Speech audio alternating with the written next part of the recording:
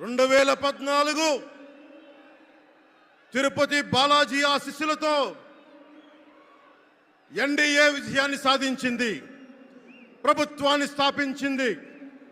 2024లో దుర్గమ్మ తల్లి ఆశీస్సులతో మొదలు పెడుతున్నాం.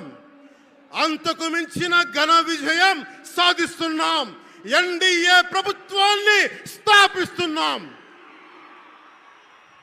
బిడ్డలకి అండగా ఉండే దుర్గమ్మ తల్లి అయ్య కంటే ఒక ముద్ద ఎక్కువే పడద్ది. అలాంటి తల్లి ఆశీస్సులతోటి మన ప్రభుత్వాన్ని స్థాపించే దిశగా వెళ్తున్నాం. మోదీ గారు డిజిటల్ భారత్ అన్న నేపథ్యంలో దేశాన్ని మొత్తం తీసుకెళ్తా ఉంటే ఇక్కడున్న వైసీపీ ప్రభుత్వం అధికారికంగా ప్రతి